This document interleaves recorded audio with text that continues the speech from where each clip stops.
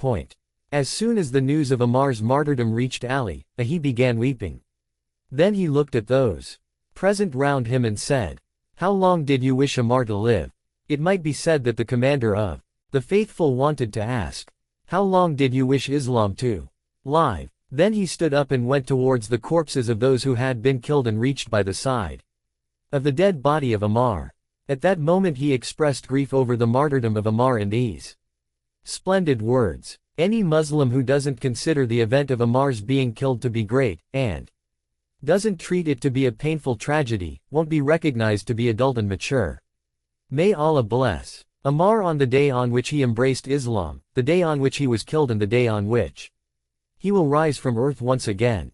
I saw Ammar at such a position that if the companions of the Holy Prophet were reckoned to be 4 he was the 4th, and if they were 5 he was the 5th, and none of the companions of the Prophet doubted this. Paradise has become essential for Ammar, and his entitlement to paradise did not depend on 1 or 2 instances. It has been said, Ammar is righteous and truth is with him. To whichever side Ammar turns, truth turns along with him. One who kills Ammar will go to hell. Anyhow, Ali ordered that the funerals of Ammar and his standard-bearer and aide-de-camp Hashim Markle might be placed side by side. He then offered prayers for both without bathing their bodies, and thereafter they were buried in Siffin in 37 AH3. When the commander of the faithful, headed toward Siffin, a terrible thirst came on his followers. The water with them had been used up. They began to search for water to right and left, but they did not find any trace of it. The commander of the faithful, turned off the main road with them and went a little way. A hermitage appeared before them in the middle of the desert. He went with them towards it. When he reached its courtyard, he ordered those with him to call for its occupant to come before them. They called him and he came.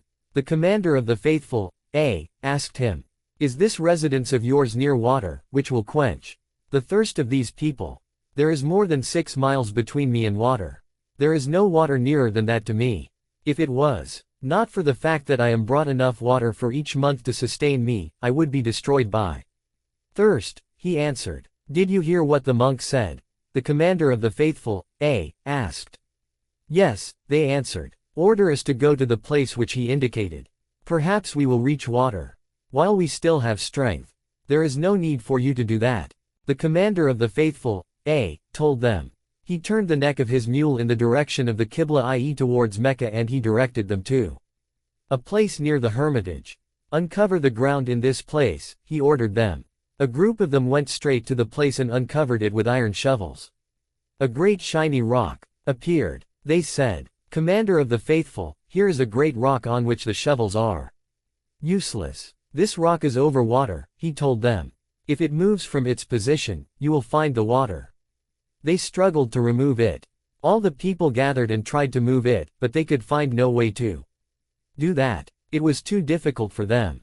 When he, saw that they had gathered and striven to remove the rock, but it was too difficult for them, he put his leg over his saddle until it reached the ground. Then he rolled up his sleeves. He put his fingers under the side of the rock, and he moved it. He removed it with his hand and pushed it many yards away. When it had moved from its position, the white glitter of water appeared before them. They hurried to it and drank from it. It was the sweetest, coldest, and purest water that they had ever drank from on their journey. "Get supplies and quench your thirst," he told them. They did that. Then he went to the rock and took it with his hand and put it back where it had been. He ordered that its traces be removed with earth. The hermit had been watching from on top of his hermitage. When he realized what had happened, he called out, "People, help me down, help me down." They helped him to get down. He stood in front of the commander of the faithful, and said, "Are you a prophet sent by God?" "No," he replied. "Then are you an angel who is close to God?" he asked. "No," was the answer. "Then who are you?" asked the hermit. "I am the testamentary trustee of the Apostle of God, Muhammad b. Abd Allah, the seal of the prophets. May God bless him and his family," he replied. "Stretch out your hand," said the hermit, "so that I may submit to God, the blessed and exalted, at your hands." The commander of the faithful, stretched out his hand and told him, "Make the twofold testimony." He said, I testify that there is no God but God alone without any partner. I testify that Muhammad is his servant and his apostle. I testify that you are the testamentary trustee of the apostle of God, the one with most right among the people to authority after him. The commander of the faithful, made him understand the conditions of being a Muslim and then asked him, "What is it that has prompted you to enter Islam after your long residence in this hermitage in opposition to it?" "I will tell you, commander of the faithful," he said. "This hermitage was built to seek out the one who would remove that rock and then water would come from underneath it. Scholars before me died and they did not attain that knowledge, but God, the Mighty and High, has provided me with it. We find in one of our books and a prose writer of our scholars that in this land there is a spring with a rock over it. No one knows its place except a prophet or the testamentary trustee of a prophet. He must be a friend of God who calls men to truth, whose sign is the knowledge of the place of this rock and his ability to remove it. When I saw you do that, I realized what we had been waiting for. The object of desire had been attained. Today I am a Muslim converted at your hands, a believer in your right and your servant." When he heard that, the commander of the faithful, wept until his beard became moist with tears. He said, "Praise be to God, by whom I have not been forgotten. Praise be to God in whose books I have been mentioned." Then he summoned the people and told them, "Listen to what your brother Muslim says." They listened to his words. Then they gave much praise to God and thanks for the blessing that he had bestowed upon them in giving them knowledge of the right of the commander of the faithful, Then they went on and the hermit went before him amid a group of his followers until he met the Syrians. The hermit was among a group of those who were martyred there. He, peace be upon him, carried out the prayer over him. He buried him and sought much forgiveness for him. Whenever he was mentioned, Ali would say, "That was my servant." In this report there are several kinds of miracles. One of them is knowledge of the unknown, a second is the strength by which normal human capabilities were transcended, and another is the distinction of him from other men through the confirmation of the message about him in the first books of God. This is validated by the words of God, the Exalted. That is their example in the Torah and their example in the Gospels. Al-Sayyid Ismail b. Muhammad al-Himyari speaks of the same thing in his glorious Golden Ode. During his journey he went by night after the evening prayer to Karbala, in a procession, until he came to one who devoted himself to God on a piece of raised ground. He made his camp on inhospitable land. Oh, wilderness, it is not a place where he meets a living soul other than the wild animals and the balding, white-haired man, i.e. Ali. He approaches and cries out at it. The holy man looks down as he stands, like the defender looks down over his bow from a watchtower. "Is there water that can be attained near the position which you have settled at?" He answers, "There is nothing to drink, except at a distance of 6 miles, and the water I have with me here between the sandy hill and the vast desert."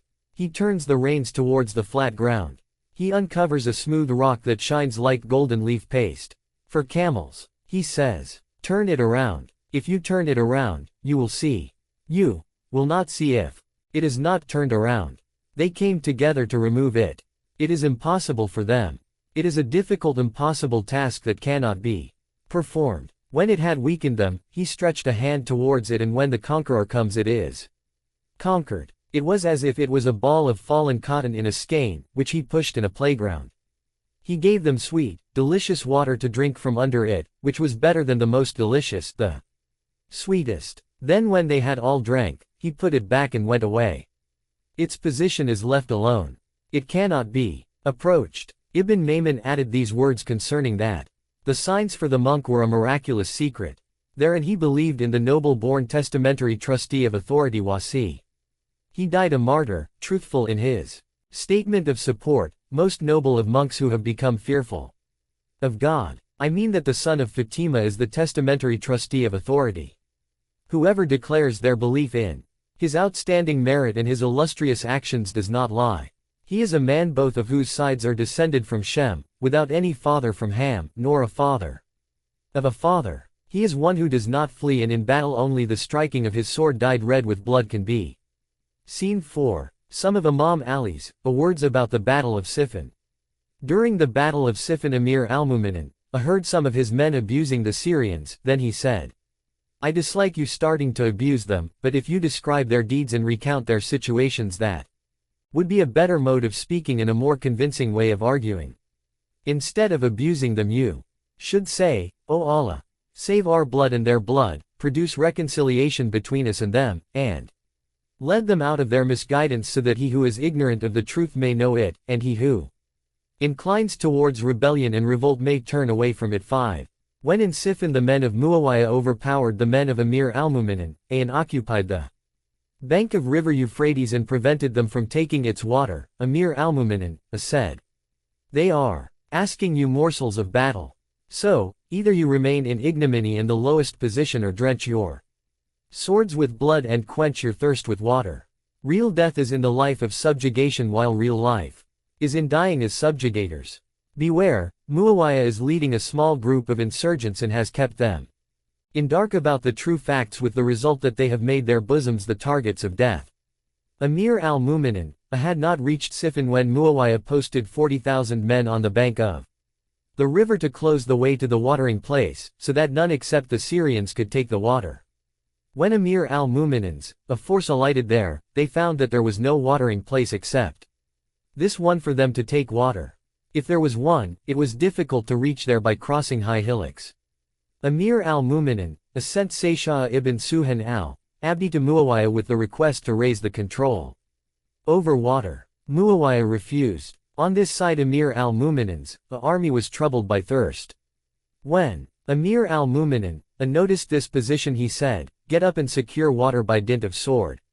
Consequently, these thirsty persons drew their swords out of sheaths, put arrows in their bows, and dispersing Muawiyah's men went right down into the river and then hit these guards away and occupied the watering place themselves. Now, Amir al-Mu'minin's men also desired that just as Muawiyah had put restriction on water by occupation of the watering place, the same treatment should be accorded to him and his men, and no Syrian should be allowed water, and every one of them should be made to die of thirst. But Amir al-Mu'minin said, do you want to take the same brutal step which these Syrians had taken? Never prevent anyone from water. Whoever wants to drink, may drink, and whoever wants to take away may take away. Consequently, despite occupation of the river by Amir al-Mu'minin's water. 6. When Imam Ali sent an expedition of 3,000 soldiers under Maqil ibn Qays Riyahi against the Syrians, he issued the following instructions. Always keep the fear of Allah in your mind. Remember that you have to meet him one day. Let the fear of Allah guide you in all your activities against man, and your end will be towards him and towards none else. Do not fight against anybody unless he wishes to fight against you. During winters, travel in the mornings, and give your army a rest in the afternoons. Do rush through journeys unless absolutely necessary. Travel by easy stages, and do not tire out your army during the journey. Do not travel during the early part of the evening, because Allah has meant this to be time for rest and comfort and not for march and exertion. Make use of these hours to give rest to your body and mind. When you have rested, then begin your march with trust and faith in Allah in the early hours of the morning. When you face your enemy, stand in the midst of your army, never alone.